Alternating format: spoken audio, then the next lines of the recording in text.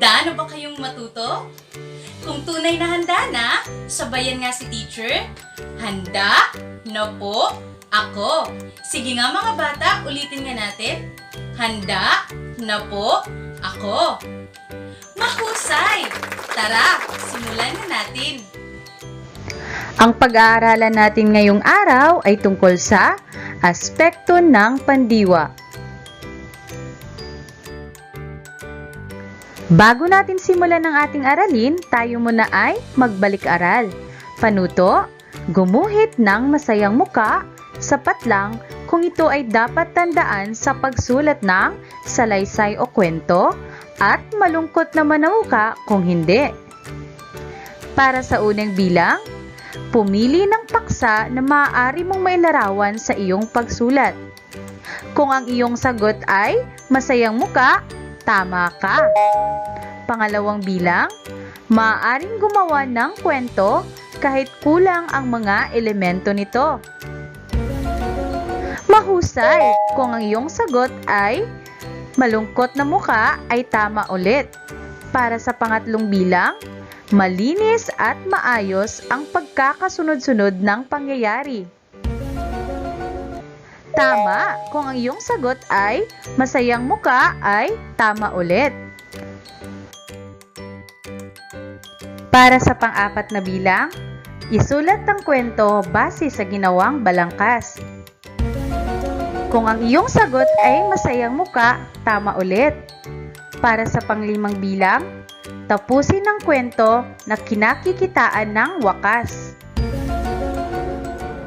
Magaling mga bata, kung ang iyong sagot ay masayang muka.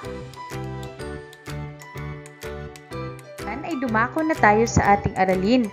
Ang salitang kilos o pandiwa ay nagaganap sa iba't ibang panahon. Panahunan ang tawag dito. Ulitin nga natin mga bata. Ang salitang kilos o pandiwa ay nagaganap sa iba't ibang panahon. Panahunan ang tawag dito.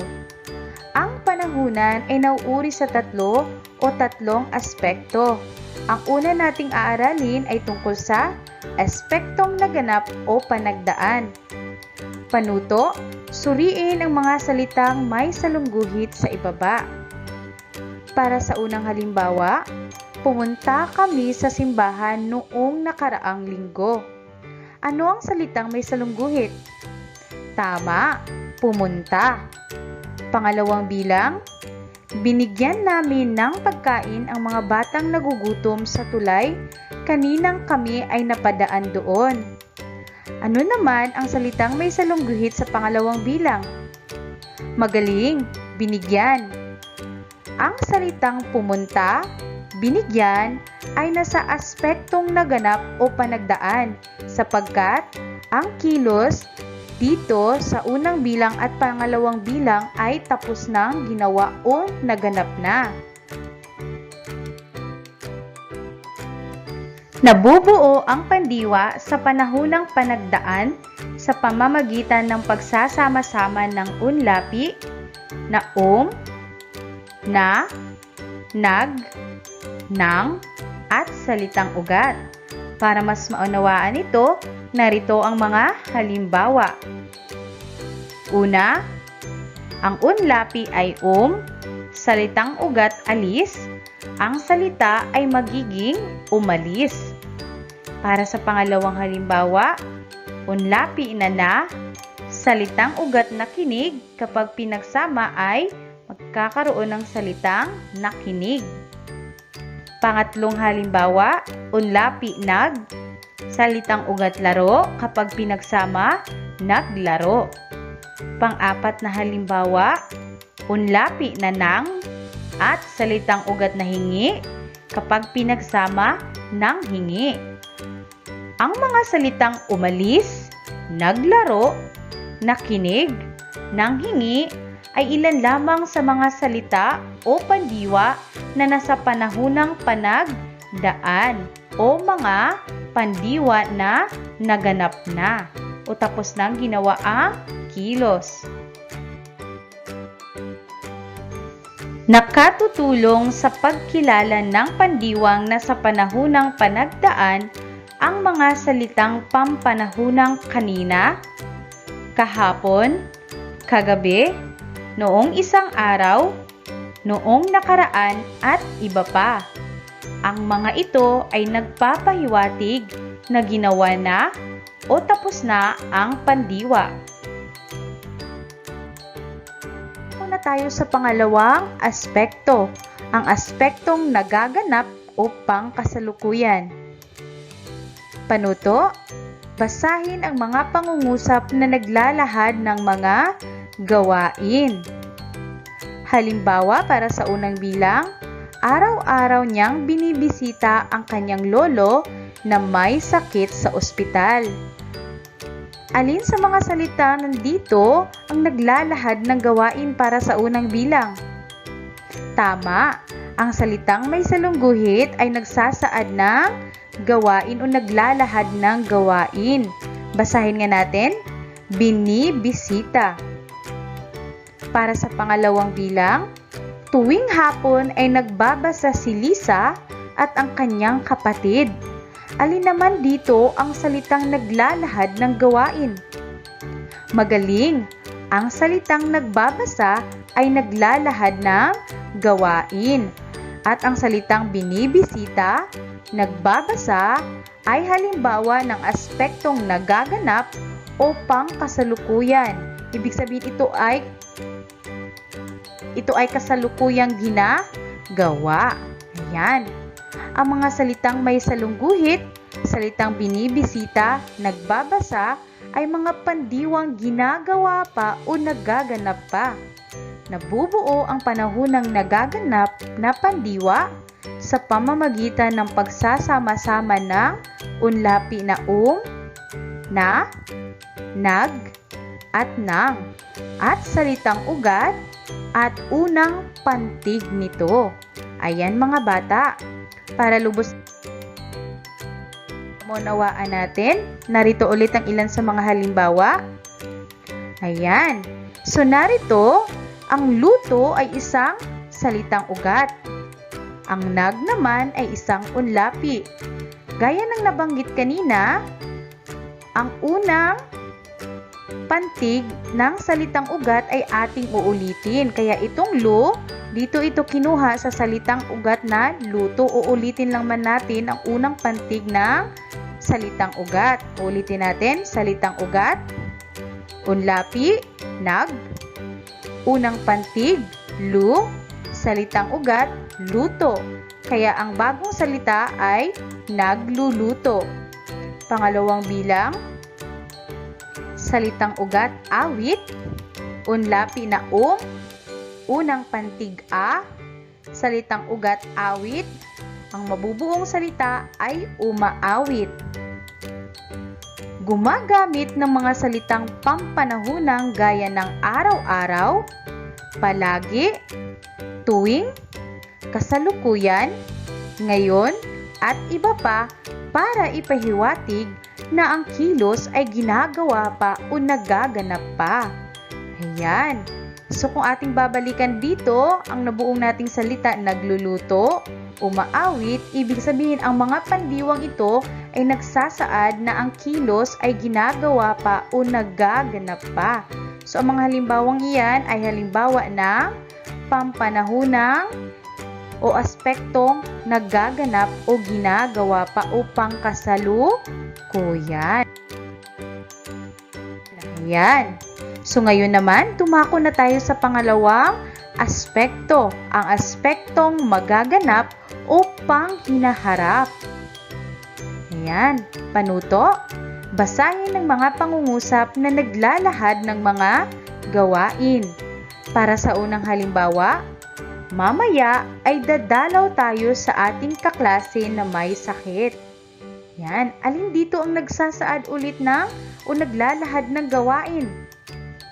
Tama, ang salitang dadalaw ay naglalahad ng isang gawain.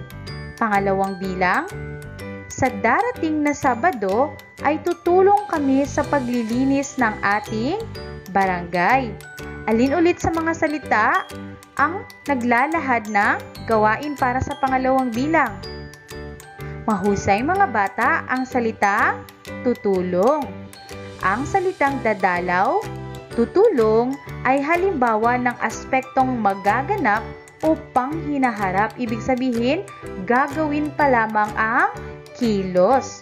Ayan, para malubos na maunawaan, nabubuo ang pandiwa na nasa aspektong panghinaharap sa pamamagitan ng pag-uulit ng unang pantig ng pandiwa. Pag-uulit ng unang pantig ng pandiwa. Ayan, para mas lalong maunawaan. Narito ulit ang mga halimbawa. Lakad ay isang salitang ugat. La, unang pantig ng salitang ugat na lakad. At dadagdagan natin ng salitang ugat na lakad.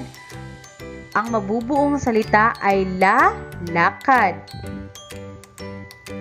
Pangalawang halimbawa, kain ay isang halimbawa ng salitang ugat.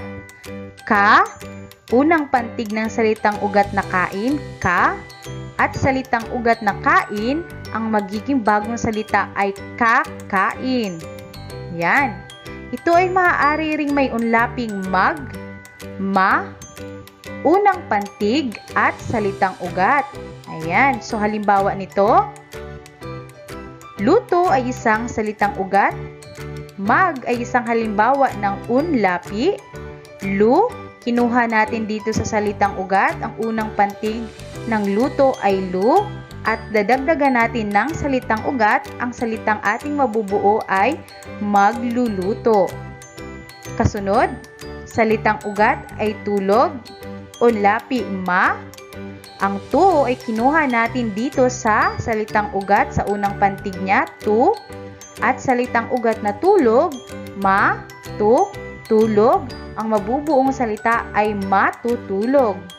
Sige nga mga bata, basahin natin ang mga salitang nabuo sa mga halimbawa na ating binigay. Lalakad, kakain, magluluto, matutulog ay ilan lamang sa mga pandiwa na nasa aspektong panghinaharap o gagawin pa lamang ang kilos. Ayan, gumagamit ng mga salitang pampanahunang tulad ng sa darating na, sa isang araw, bukas, mamaya, o susunod na, at iba pa, para ipahiwatig na ang kilos ay gagawin pa lamang. Itong mga salitang itong may guhit, ito ay ilan sa makakatulong sa atin para matukoy natin kung ang kilos ay nasa aspektong panghinaharap. Ayan. So, kung gagawin pa lamang ang kilos, maaari nating isaisip ang mga salitang nabanggit o ang salitang may guhit na bukas, mamaya, at iba pa. Ayan. Mga bata, narito ang isang pagsasanay at nais kong sagutan ninyo ito. Panuto, piliin ng wasto na pandiwa upang mabuo ang pangungusap. Isulat sa patlang ang sagot. Para sa unang bilang, patlang kami ni Lolo sa bukid bukas. Pumunta, pumupunta, pupunta. Magaling! Kung pupunta ay tama ka.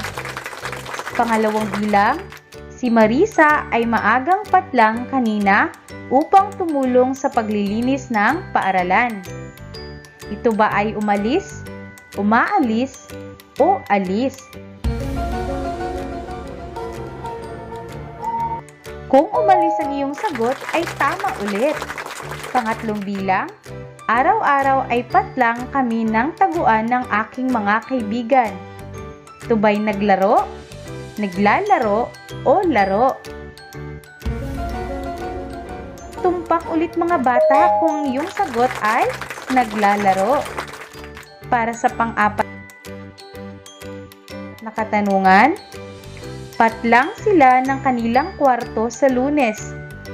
Nag-ayos, mag-aayos, nag-aayos. Ang husay, mag-aayos. Panglimang bilang, patlang ng bisikleta si ate kahapon para sa aking kaarawan. bibili, bumili, bili. Ang husay kung ang iyong sagot ay bumili. Tandaan mo, pandiwa ang tawag sa mga salitang nagpapakita ng kilos o galaw. Ang pandiwa ay may tatlong panahunan. Ito ay ang naganap na, nagaganap pa, o gaganapin pa.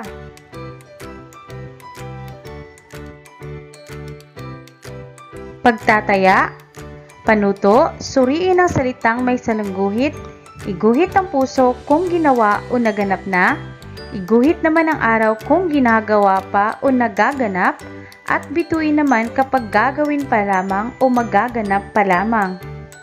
Para sa unang bilang, araw-araw akong nagdarasal na sana gumaling na ang mga taong may sakit. Tama, kung ang iyong sagot ay araw. Para sa pangalawang bilang, nagdilig ng halaman si Lisa kaninang umaga. Mahusay mga bata, kung puso ang iyong sagot ay tama ka. Para sa pangatlong bilang, palagi akong naghuhugas ng kamay bago kumain. Ang galing! Kung bituin ang iyong sagot ay tama ka. At para sa pang-apat na bilang, noong nakaraang taon ay nakalimutan ni tatay ang aking kaarawan. Napakagaling! Kung puso ang iyong sagot ay tama ka. Para sa panghuling bilang, manonood kami mamaya ng programa sa TV tungkol sa tamang pangangalaga ng kalusugan. Napakahusay! Kung bituin ang iyong sagot ay tama ka. Good job mga bata!